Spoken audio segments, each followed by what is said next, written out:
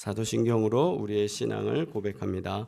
전능하사 천지를 만드신 하나님 아버지를 내가 믿사오며 그 외아들 우리 주 예수 그리스도를 믿사오니 이는 성령으로 잉태하사 동정녀 마리아에게 나시고 본디오 빌라도에게 고난을 받으사 십자가에 못 박혀 죽으시고 장사한 지 사흘 만에 죽은 자 가운데서 다시 살아나시며 하늘에 오르사 전능하신 하나님 우편에 앉아 계시다가 저리로서 산자와 죽은 자를 심판하러 오시리라. 성령을 믿사오며 거룩한 공예와 성도가 서로 교통하는 것과 죄를 사하여 주시는 것과 몸 다시 사는 것과 영원히 사는 것을 믿사옵나이다. 아멘. 하나님 말씀 출애굽기 1장 1절로 14절까지의 말씀 받겠습니다. 출애굽기 1장 1절로 14절입니다.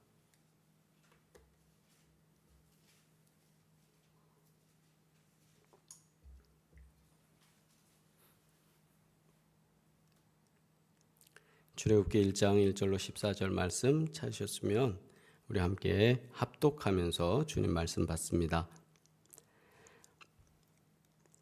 함께 하십니다. 야곱과 함께 각각 자기 가족을 데리고 애굽에 이른 이스라엘 아들들의 이름은 이러하니 루벤과 시므온과 레위와 유다와 이사갈과 스불론과 베냐민과 단과 납달리와 갓과 아세리요. 야곱의 허리에서 나온 사람이 모두 70이요. 요셉은 애굽에 있었더라.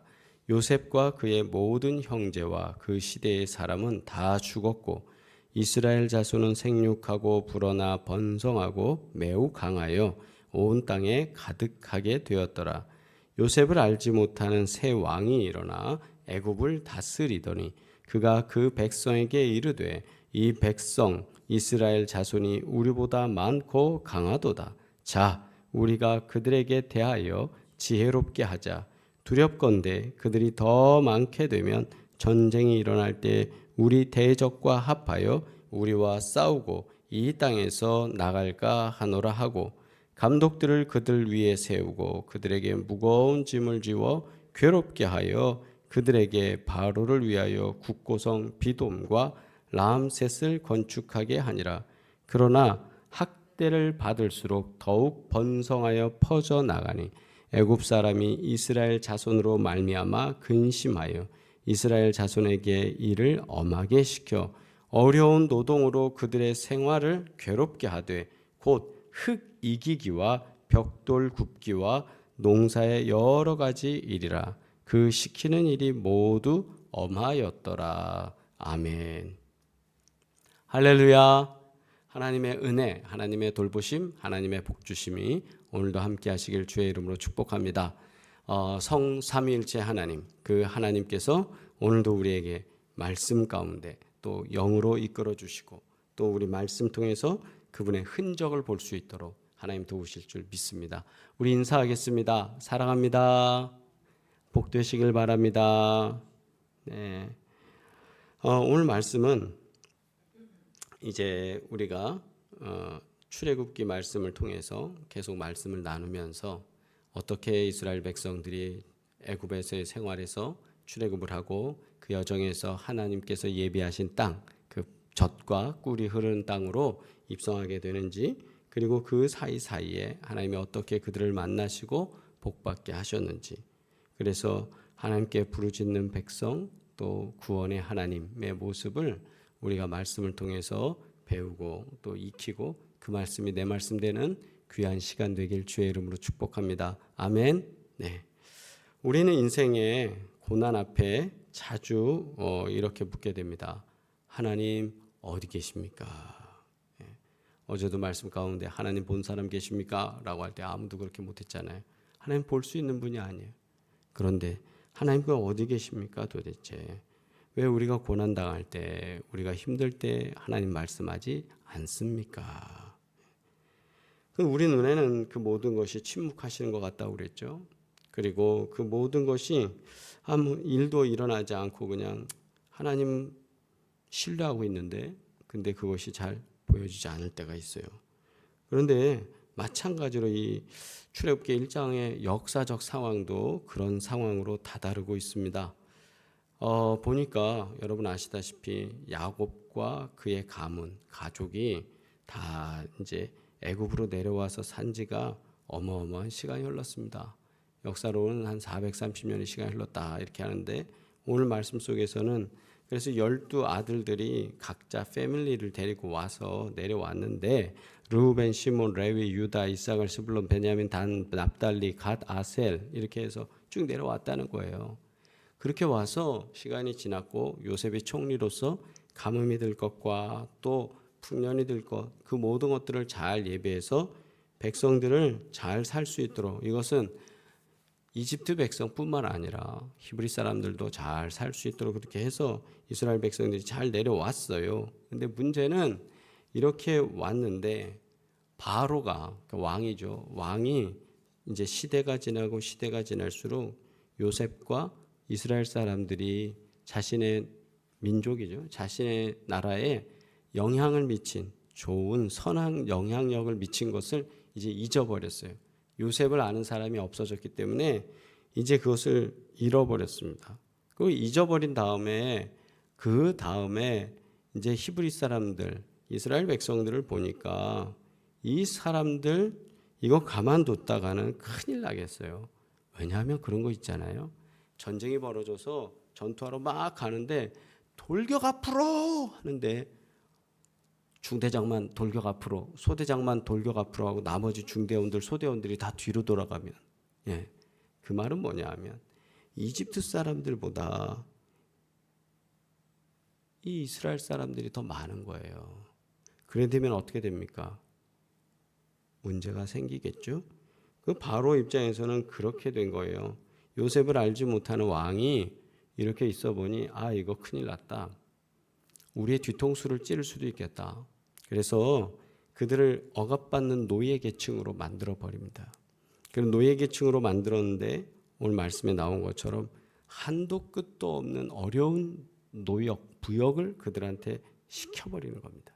그러니까 어떤 일이 벌어지냐면 신도시를 만들게 되는데 비암과 람셋이라는 신도시, 그 왕의 국고성이며 신도시를 만드는 걸 누굴 동원시키느냐 하면 다 히브리 사람들, 이스라엘 백성들을 가르다가 다 거기다 하게 하는 거예요. 너무 힘들고 어려웠습니다. 벽돌을 만들어야 됐고 흙으로 건물을 올려야 됐습니다. 그런 시간 속에 이 백성들은 힘들었던 거예요. 왜 하나님 응답하지 않습니까? 어찌 보면 이게 굉장히 출애굽의 문제만도 아니고요. 사사기 시대 때도 그렇고요. 그다음에 우리가 지난 시간 속에 보았던 신구약 중간사도 그렇고요. 항상 우리가 느끼기에 하나님의 존재가 안 계셨던, 이게 없앤이라면 하나님의 존재가 부재했던 게 아니고 하나님의 존재는 계심에도 불구하고 우리가 하나님과의 관계를 못해서, 그죠? 하나님과의 관계를 못해서 하나님은 계심에도 불구하고 우리 삶에 있어서는 뭐냐? 하나님이 없는 것처럼 느껴지는 상황. 그래서 이것에 대해서 유명한 말이 있죠. 신의 죽음. 하나님 죽은 듯한 거예요. 진짜 죽어서 죽으신 게 아니라 사람이 하나님과 관계를 맺지 못해서 신이 죽었다. 누가 말했습니까? 신은 죽었다?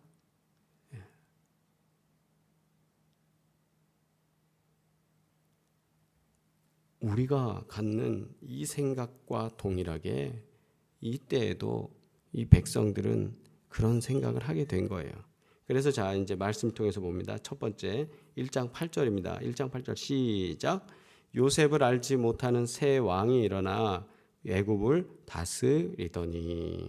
요셉을 알지 못하는 새 왕. 굳이 이렇게 표현 안 해도 될 텐데 성경은 굉장히 중요한 거예요. 이 문제가. 요셉을 알지 못하는 새로운 왕이 올라왔더니 이 사람은 이스라엘 자손들에 대해서 생각하는 게 남다르더라. 남다르던 게 뭐냐? 좋게 보는 게 아니라 이 사람들에 대해서 대적하면서 보는 거예요. 우리가 어떤 선한 일을 했을 때에도 그것을 대해서 그것을 모르는 사람들이 정권을 잡으면, 모르는 사람들이 지도자가 되면 어떤 일이 벌어지냐면 이런 일이 벌어지는 거예요. 이런 걸 뭐라 그러냐? 기억의 단절이 가져온 위기다. 즉 뭐냐 하면 우리나라의 근현대사에 있어서도 기독교 공동체, 특별히 교회, 그 중에서도 장로교와 감리교회 그 많은 일들을 하고 병원을 세우고 의료적으로 교육적으로 많은 것들을 근현대사에 영향을 미쳤습니다. 물론 거기에 또 많은 리더들이 교회에서 배출됐습니다. 선교사의 영향을 받다가 유학을 가고 유학을 다녀와서 또 유학을 다녀왔기 때문에 지도자가 되고 이런 반복적인 어떤 관계들이 계속 형성됐습니다. 그러면 그분들과의 관계에서 물론 부정적인 인격적인 이런 거에서 틀어진 관계들도 있을 수 있지만 역사의 큰 틀에서 볼 때는 어떻게 되느냐? 그런 그리스도인들이 우리나라의 근간을 이루는 많은 일들을 감당했고 선교사와 교회가 어찌 되었든지 그게 제국주의 선교였든지 어떤 방법이었든지 간에 결과론적으로 그 과정 속에서 선한 영향력을 미친 건 사실이단 말입니다. 그런데 기독교 학교들을 이런저런 방법으로 해서 그 재단을 암암리에 그 재단의 영향력을 빼돌리기도 하고 금전적인 문제로 또는 여러 정치적 이슈로 어렵게 만드는 건 사실입니다. 그 이유는 뭐냐? 기억의 단절이다. 그리스도교, 특별히 우리 교회 공동체가 얼마나 선한 영향력을 미쳤는지 그것은 아랑곳하지 않고 현재에 갖고 있는 물질적 사고방식 속에서 해석을 한다면 이거는 우리 교회 공동체는 분명히 맞서야 된다. 왜냐하면 감신 같은 경우도 감리교회 많은 그 파송 이사들이 있습니다. 그 이사들이 연세대학교에서도 이사로서 활동하고 또 기독교 설립된 여러 학교들에서 이사로 활동합니다. 목사님들이나 장로님들이. 그런데 어느 날부터 그 파송제를 막습니다. 이사들이 결의를 내서. 그리고 그 영향력을 못 미치게 합니다. 자신들끼리 해먹는 거예요. 심지어 연대 신학대학원 같은 경우에는 연대 신학과도 그렇고 연대라는 특정 학교로 해서 죄송합니다만 농담 삼아 그러는 얘기를 하는 거예요. 연대라는 연세대학교라는 어떤 퀄리티가 있는데 그 입학 성적의 가장 낮은 곳이 그 신학교라는 거예요. 그러면서 공격하기도 하고 또는 덜어는 수익성이 낮다라고 하면서 공격하기도 하고 단과대를 보는 그 종합대에서 보는 시각은 그렇기도 하다는 거예요. 어떤 건 이거 평가를 떠나서 이런 과정 속에 있는 우리가 찾아야 될 건 뭐냐? 기억의 단절, 이거 조심해야 됩니다. 다시 말하면 하나님이 내 인생에 도우신 여러 가지 일들도 우리가 기억이 단절되면 즉 think라는 것이 끊어지게 되는 순간 우리는 thank you, thanks, 감사할 수 있는 게 떨어진다라는 사실이에요. 그러므로 우리는 언제나 하나님이 하신 과거의 일들을 계속적으로 지속적으로 기억하셔야 됩니다. 하나님이 우리 가정에 어떤 일을 하셨는지 심지어 아이들에게도 자손들에게도 자녀들에게도 계속 말씀하셔야 돼요. 교회에서 소시적 내가 그런 거 필요 없어요. 가정에서 얘기하셔야 돼요. 가정에서. 왜? 우리의 신앙은 가정에서 이루어져야 되기 때문에 우리 손주들이 무신론자가 되고 우리 손주들이 상상할 수 없는 곳에 빠진다. 여러분 생각해 보십시오. 계속적으로 우리의 기억, 은혜의 기억이 사라지지 않도록 계속적으로 말씀 나누고 전달하시길 주의 이름으로 축복합니다. 두 번째는요. 9절로 19절 말씀 보시면 9절에 그가 백성에게 이르되 이 백성 이스라엘 자손이 우리보다 많고 강하도다. 두려워하지 않습니까? 그러고서 계속적으로 어떻게 하냐? 고된 일을 시키고 부역을 시키고 어려운 일을 시키면 계속적으로. 근데 12절 말씀 보세요. 그러나 학대를 받을수록 더욱 뭐예요? 번성하여. 교회 공동체와 신앙의 어떤 이 역설이라는 거는 여기서 옵니다. 학대받으면 끝날 줄 아는데 전혀 그렇지 않아요. 학대받을수록 더 똘똘 뭉치고 학대받을수록 능력이 역사되고 학대받을수록 힘이 나타나요.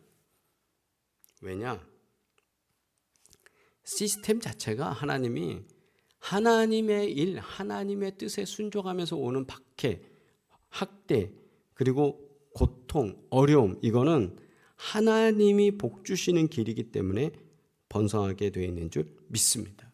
강성하게 된다. 강성하게 된다. 예. 그래서 우리가 신앙생활 속에서 고난을 당합니까? 지금 어려움을 당합니까? 이것이 우리의 믿음이 강성해지는 하나의 통로가 되는 줄 믿습니다. 강성해지는 통로예요. 그래서 기도하게 되고 주님만 의지하게 되고 주님만 바라보게 되는 줄 믿습니다. 그래서 13절과 14절을 보시면 이스라엘 자손에게 이를 엄하게 시켜 어려운 노동으로 그들의 생활을 괴롭게 하니 곧 흙 이기기와 벽돌 굽기와 농사의 여러 가지, 이게 노예로서 사는 거죠. 이게 힘들게 간혹한 억압과 인간의 한계를 가장 막 사람들을 이렇게 밀어붙이는 거죠. 그런데 이 과정에서 사람들은 어떻게 되느냐? 번성하고 번창하면서도 동시에 이 어려움이 올 때 우린 누굴 찾습니까? 하나님을 찾게 됩니다. 여기서 하나님을 찾고 하나님께 부르짖게 되는 거예요. 그래서 2장 23절 이하에 보면 그렇게 나옵니다. 이스라엘 자손이 고된 노동으로 말미암아 부르짖음에. 하나님께서 우리를 말씀 안 하시는 것 같다고요? 우리에게 하나님이 우리의 기도를 안 들으시는 것 같다고요? 천만의 말씀이에요. 그 시간이 때가 차오름에 메어져 오는 그 시간이 돼야 돼요.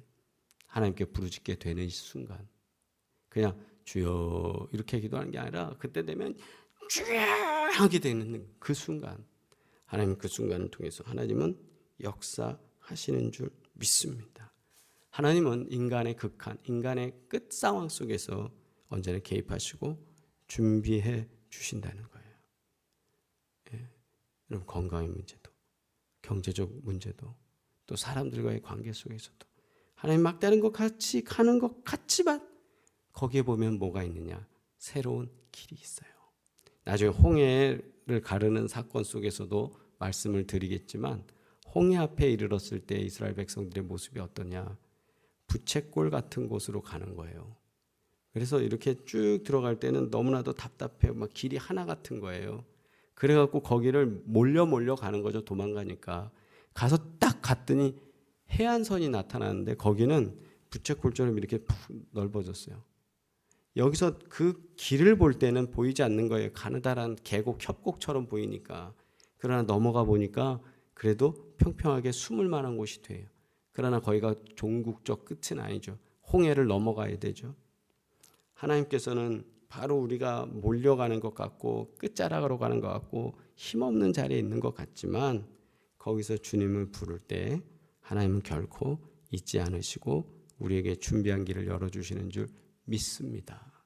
그러므로 오늘도 기도하는 가운데 힘을 얻으시고 기도하는 가운데 능력 가운데 있기를 주의 이름으로 축복합니다. 함께 기도드리겠습니다.